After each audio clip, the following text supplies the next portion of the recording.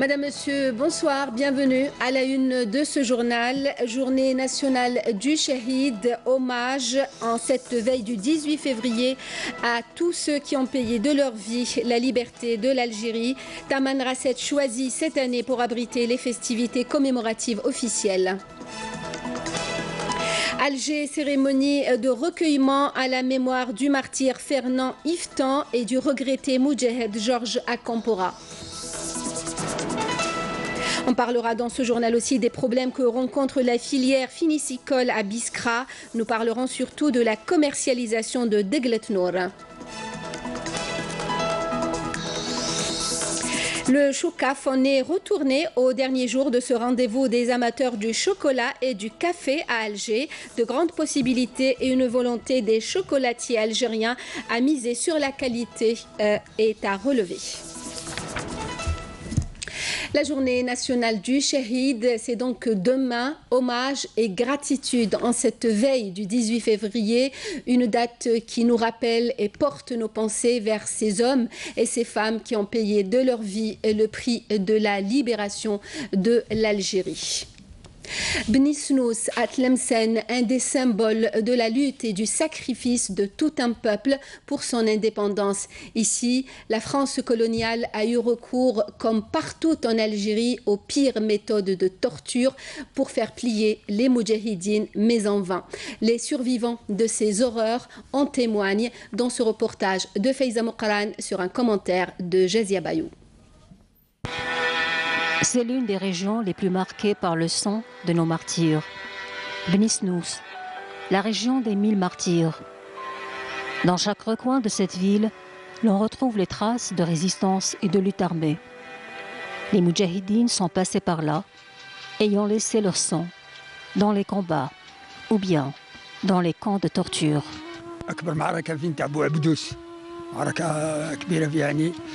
La plus grande résistance est celle de Bouabdous.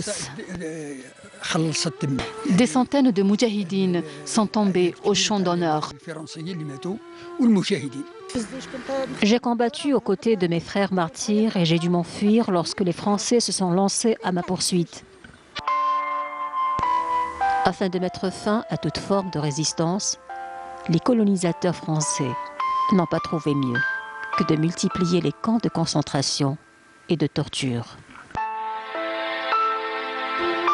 La torture, ليسلك على خير حج على رجليه واللي القبض كاين اللي خرج مطروش وخرج عمى وكاين اللي سلك على خير وكاين اللي مات sur la table. Je peux te donner 10 personnes environ هنايا sur la table, ils sont morts, ils sont complètement jetés هنا في la fosse derrière les barreaux ici. C'est ici que j'ai été torturé. On m'a suspendu à un piquet, attaché les 2 mains, et ensuite, ils m'ont matraqué, sans aucune pitié.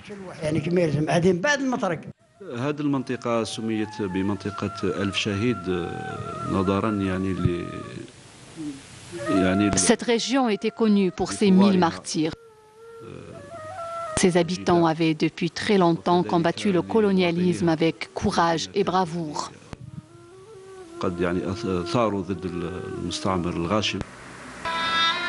Ces anciens combattants se souviennent encore de tous les événements sanglants qui ont marqué cette région historique, symbole de lutte et de résistance.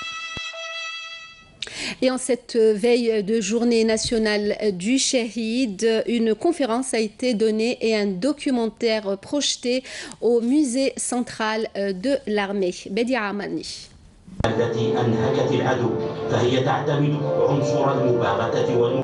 C'est par la projection d'un film documentaire intitulé « Des révolutionnaires, leur devise l'amour de l'Algérie » qu'ont été entamées les festivités commémoratives de la journée du Shahid au musée central de l'armée. Une conférence sur l'histoire de l'Algérie et les sacrifices consentis par nos valeureux martyrs a été également animée à cette occasion par le professeur Saïd Mziane.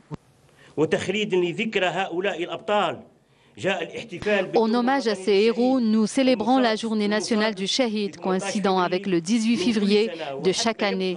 C'est pour que le Shahid reste éternel, sacré, dans la mémoire collective de la nation. Car c'est grâce au sacrifice de ces martyrs que le pays a arraché son indépendance.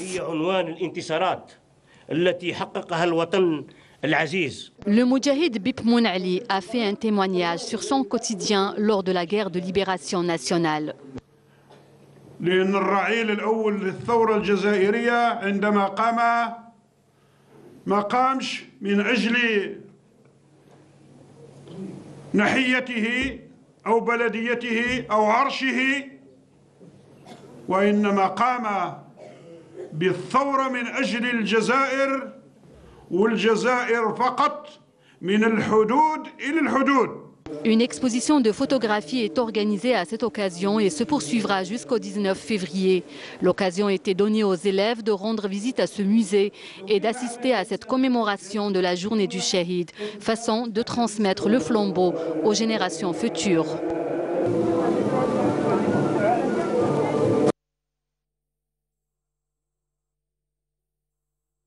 Le doyen du scoutisme en Algérie, le Moudjahed Rida Bastandji, décédé hier à l'âge de 88 ans, a été enterré ce samedi au cimetière de Sidi Mohamed. Né à Alger le 9 février 1930, le défunt a rejoint les rangs de la guerre de libération nationale en 1957. Au lendemain de l'indépendance, il participera au processus d'édification du pays en occupant plusieurs fonctions nationales au sein des scouts. Le ministre des Moudjahidines, Tayyib Zitouni, a adressé à la famille du Moudjahed, ses compagnons de lutte et à la famille des scouts musulmans algériens ses sincères condoléances et sa profonde compassion. Inna lillahi wa inna ilayhi raji'un. Commémoration, je vous le disais en titre, ce samedi à la mémoire du Shahid Fernand Yvetan, guillotiné le 11 février 1957, et du Moudjahed Georges Akompora, décédé en 2011. Une cérémonie de recueillement au cimetière chrétien de Bolorine en présence de leurs proches, leurs compagnons de lutte et du ministre de la Communication. Amel Bouakba, reportage. Vie d'un homme, la mienne compte peu. Ce qui compte, c'est l'Algérie. Son avenir, et l'Algérie sera libre demain, disait Fernand Yvetan, juste avant d'être guillotiné à Sirkadi le 11 février 1957. Ces mots retentissent aujourd'hui encore, 61 ans après son exécution. Hommage à l'enfant du clos Salambier, El Madania, au cimetière chrétien de Bolorine. C'est lui qui a proposé de faire l'attentat contre la centrale à gaz de Hamma avec toutes les précautions nécessaires pour que ça ne touche pas le petit personnel. La justice savait qu'on avait pris toutes les précautions pour qu'il n'y ait pas de dégâts parmi le personnel, le petit personnel qui travaillait. Il a été quand même condamné à mort. Si Fernand Yvetan n'a pas hésité à offrir sa vie à sa patrie, l'Algérie, son compagnon de lutte, le Moudjahid Georges Akompora, l'enfant de Babloued, a consacré la sienne pour une Algérie libre et indépendante. Et le lieu ici est de rendre hommage à deux dignes enfants de l'Algérie, qui sont algériens à part entière. Fernand Yvetan, un des martyrs de la Révolution, et Georges Akompora, Moudjahed, et un des bâtisseurs de la protection civile après l'indépendance. Donc c'est un devoir de mémoire. Il était un grand Moudjahid, il a été condamné à mort et il est resté condamné à mort à peu près 8 mois. Ensuite, il a été gracié. Yvetan et mon mari étaient compagnons de lutte. Et ils étaient à Sirkadi ensemble. Je suis toujours au même endroit, le même quartier depuis 60 ans. Je suis toujours avec mes anciens voisins qui sont très gentils. Je suis mon petit train-train. On a travaillé ensemble, aux pompiers. Et Akompora a toujours été droit. Il se donnait à fond. Il n'a jamais bougé de là. jusqu'à l'indépendance, jusqu'à sa mort. Djamila Boubacha, icône de la révolution algérienne, a tenu également à partager ce moment d'émotion. Ce sont tous nos martyrs. Ils se sont sacrifiés pour l'Algérie. Ce sont nos frères. Ils ont été à nos côtés. الله يرحمهم ويوسع عليهم. إن شاء الله ربي يسهل لكم الأمور كامل وتعيشوا في الجزائر كيما حبوها الشهداء كيما حبيناها احنا. Plus qu'un devoir de mémoire, ce vibrant hommage rendu à deux valeureux enfants de l'Algérie est une reconnaissance des immenses sacrifices consentis par tous les martyrs qui demeurent une fierté pour tous les Algériens. Lutte antiterroriste et lors d'une embuscade menée dans la zone de Tarsat, commune d'El Milia, wilaya de Jijel, un détachement de l'armée nationale populaire a abattu hier un dangereux terroriste, en l'occurrence le dénommé F. Sofiane, alias Abou Doujana, fils du terroriste neutralisé le 15 avril 2017, F. Khouja Di Abbas. L'opération a permis de récupérer un pistolet mitrailleur de type Kalachnikov, deux chargeurs et une quantité de munitions, précise le MDN. Dans le même contexte et grâce aux efforts permanents fournis par les forces de l'armée nationale populaire, le terroriste El Mukhtar, alias Abu Hajar, s'est rendu aujourd'hui aux autorités militaires à Tamanrasset, en sa possession un pistolet mitrailleur de type Kalachnikov et un chargeur garni. Le terroriste avait rejoint les groupes terroristes en 2012, précise le MDN.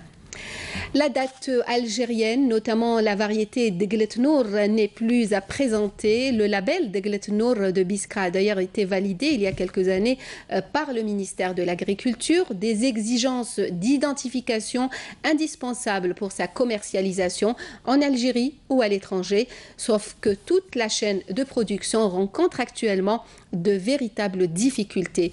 De quoi s'agit-il au juste? Élément de réponse dans ce reportage de Badia Armani. Produits pouvant se substituer aux exportations des hydrocarbures, la date algérienne, notamment de Deglet Nour, est très prisée par le consommateur local et étranger. Cependant, cette filière n'est pas dépourvue de difficultés. À Biskra, les professionnels évoquent leurs problèmes. Nous avons un problème d'emballage et même de main-d'œuvre. Nous alimentons les entreprises qui se chargent de l'exportation. Cette filière n'est pas encore assez développée. Nous demandons aux autorités concernées un accompagnement pour l'exportation et des terres avec des forages pour travailler.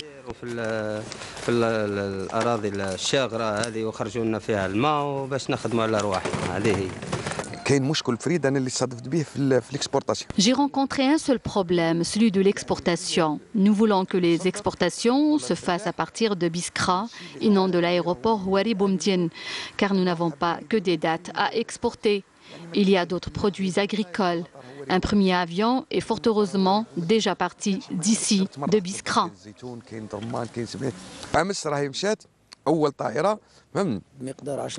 De nombreux opérateurs économiques ont installé des hangars pour réceptionner le produit qu'ils trient avant de le mettre à la disposition des usines pour son conditionnement.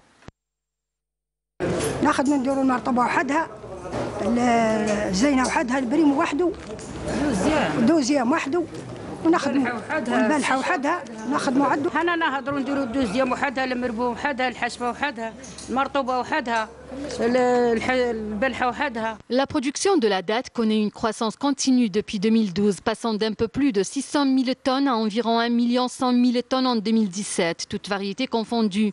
Cela est rendu possible grâce aux efforts consentis par le gouvernement pour diversifier les exportations hors hydrocarbures.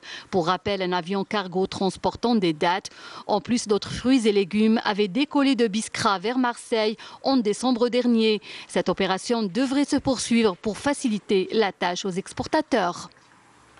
Grand problème d'alimentation en eau potable dans la wilaya de Tébessa. Le barrage de Safsaf n'arrive plus à répondre aux besoins de la région. Les autorités locales optent pour des projets de forage, 6 au total. Mais en attendant, c'est la galère au quotidien. Camélia Mellel.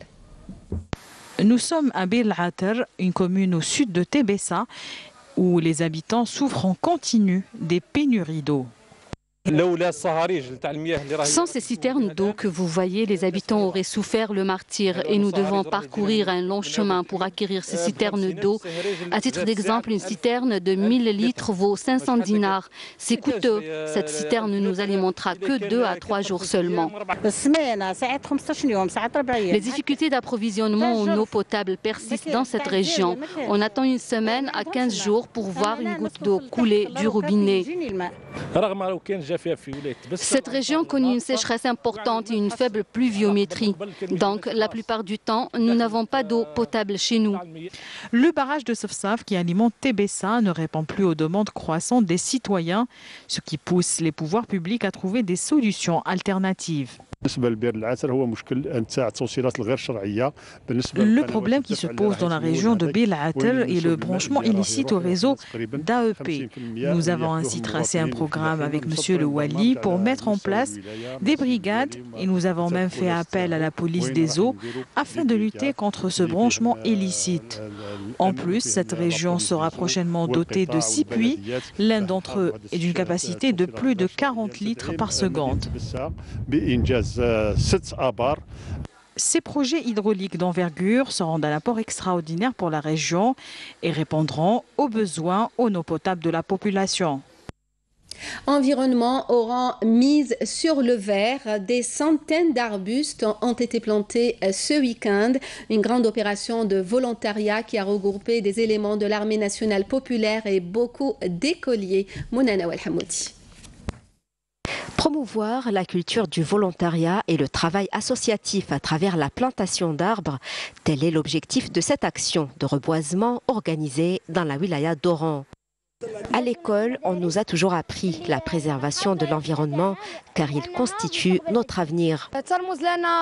Cette campagne de sensibilisation nous enseigne la responsabilité de prendre soin de la nature. Je suis venue planter des arbres comme le font les agents de la police et de la gendarmerie. La plantation vise principalement à lutter contre la pollution. À travers cette initiative, nous voulons donner un bon exemple aux enfants et leur inculquer le respect de la nature. Une action qui a vu la participation de bon nombre d'associations environnementales. Oran est la capitale de l'Ouest et la deuxième ville d'Algérie. Il faut donc accorder beaucoup d'intérêt à l'embellissement de notre environnement, surtout que cette ville abritera les Jeux méditerranéens prochainement. Les citoyens ont participé massivement à cette campagne de plantation. Cela traduit que le citoyen oranais est imprégné de la culture de la préservation de la nature. Cette opération de reboisement entre dans le cadre du programme ambitieux du président de la République, un programme où aucun secteur n'a été négligé. Cette opération de proximité encourage les citoyens à être en contact avec la nature et à inculquer aux enfants le sentiment de propriété envers leur environnement, une culture qui s'est perdue au fil du temps. Le Chocaf en est retourné aujourd'hui au dernier jour de ce rendez-vous des amateurs du chocolat et du café à Alger. Une troisième édition de ce salon qui a laissé apparaître de grandes possibilités d'investissement et une volonté des chocolatiers algériens à miser sur la qualité. Camélia Mellel leur a tendu son micro. Non, j'ai pas encore tout vu, mais juste j'ai goûté 2 produits. Bon, c'était bon, côté goût, côté saveur et côté prix. À votre avis, il peut satisfaire le consommateur ? Je pense qu'il peut. Moi, je suis amateur de chocolat. J'aime bien le chocolat noir surtout. Et là, ce que j'ai goûté, c'était satisfaisant. Ce qui était, une nouveauté pour moi, c'était le café de date.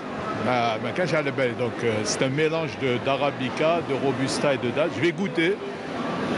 Donc c'est très bien, c'est des bonnes initiatives. On a vu quelques produits qu'on ne connaissait pas avant, donc ils n'ont rien à envier aux autres produits étrangers. Que ce soit point de vue emballage, goût et notamment le prix. Donc, les saveurs, le goût, les parfums et l'emballage des chocolats produits localement répondent à l'attente des consommateurs. Un grand défi se profile pour les producteurs chocolatiers qui doivent impérativement miser sur la qualité. La limitation de l'importation de certains produits a poussé plus d'un à innover. on a une petite boîte qui fait la transformation des dattes. Et à partir de cela, et à base des dattes, on a extrait le chocolat. Cette chocolat, elle est composée de rien que le sucre de la date elle-même. Nous, on va jouer surtout sur la qualité. Tant mieux qu'il y ait cette... qu'on arrête, si vous voulez, l'importation du chocolat parce qu'ils importaient un peu tout et n'importe quoi, il faut dire la vérité. Là, pour une fois, le consommateur algérien va découvrir un produit de qualité. C'est une occasion pour nous de nous faire connaître. Ce salon, dans sa 3e édition, a vu la participation d'une trentaine de producteurs. La chocolaterie en Algérie reste une filière assez vierge qui demande plus d'investissement. Et vivement qu'il y ait d'autres chocolatiers qui se lancent dans le domaine parce que c'est vraiment un marché à prendre, je pense. Plusieurs formules de soutien d'aide des pouvoirs publics, la CNAC ou encore l'ANSEJ, pourraient drainer un grand nombre de jeunes dans la création de leur propre PME dans la production du chocolat et de la confiserie. Le sport avec le football et les 2 derniers matchs de la 20e journée du championnat de Ligue 1 Mobilis. La palme de la journée revient sans conteste au Mouloudia d'Oran qui est allé battre l'USM Belabès dans le derby de l'Ouest sur le score de 5-2, alors que le Paradou AC a battu la JS Saoura sur le score de 3-0.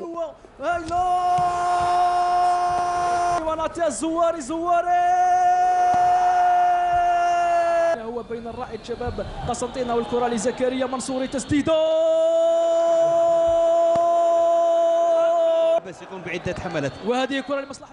Et puis il y a lieu de signaler ces malheureux incidents qui ont émaillé la rencontre entre l'USM Belabès et le Mouloudia d'Oran et qui ont vu un groupe restreint de jeunes supporters envahir le terrain à la mi-temps et voulant ainsi perturber le bon déroulement de cette rencontre. N'était-ce l'intervention rapide des forces de l'ordre qui a permis le rétablissement de l'ordre et permettre au spectacle de reprendre ses droits, car il faut bien le rappeler, cette rencontre s'est déroulée dans un fair-play total entre les 22 joueurs. La télévision nationale, avec ses moyens techniques à partir de la station d'Oran, a éprouvé beaucoup de difficultés à retransmettre en direct la seconde mi-temps sur notre chaîne Canal Algérie. Et on termine ce journal en musique avec la musique Chabi à Paris en hommage à la chanteuse et pianiste algérienne Nefia Shafa, disparue dernièrement. Afef Belhouchet. الو الو من فضلك ديريني نزيه الو الو الو الو الوحدانيه يا باقي السلوان. Allô, allô, L'Wahdaniya, Zine Qbailiyin, des titres merveilleusement interprétés par une brochette des plus belles voix que compte la nouvelle vague du Sha'bi. Une soirée festive, pour autant pleine d'émotions, puisqu'elle se veut être un hommage à Nefia Shafa, prématurément disparue il y a plus de 2 mois.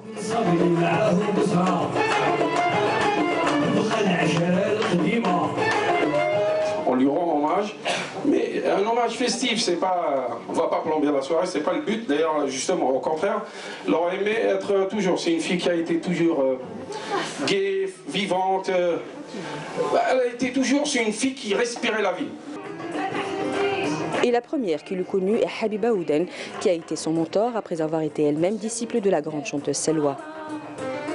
Elle avait 14 ans. Elle a commencé avec moi. Elle était pianiste. C'était piano, c'était pas Abzissela, c'était le Sendouk, sans quart de note, sans rien du tout. Et j'étais très fière d'elle. Une pianiste hors pair qui a grandi entourée d'instruments et pour cause. ما يخفالكش باللي نافعة son papa c'est Mohamed Shafa. Nefia, elle jouait dans l'orchestre des grands stars chabi, tels que Grouabi Allah rahmou. Chose qu'on voit rarement chez les chanteurs, les conservateurs chabi. Une femme accompagnée par une femme. On n'en voit pas beaucoup, à part Nefia, j'en ai pas vu d'autres. Ses amis gardent le souvenir d'une femme de caractère, bien que discrète.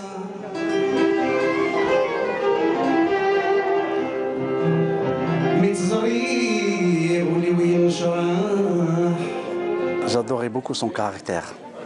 Elle n'a jamais été hypocrite. Si elle a envie de dire quelque chose, elle le dit en face. C'est ça que j'adore en elle. Ça me faisait beaucoup rire, quoi.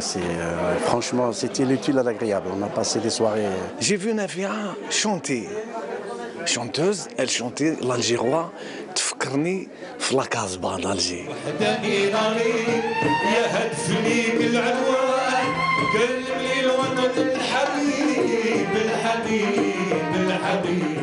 Voilà, on est triste et en même temps فرحانين parce que bon, c'est pour la cause هذه بعدا pour la cause تاع اليوم. Plus qu'un hommage, cette soirée se veut être un témoignage de solidarité entre les membres de la famille artistique, puisque les recettes de la soirée seront versées à la famille de Chafa.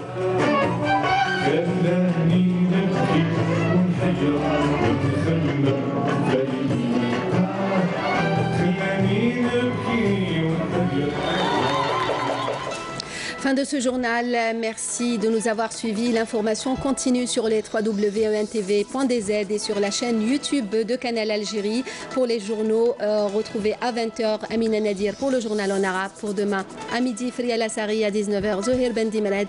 Bonne soirée, merci.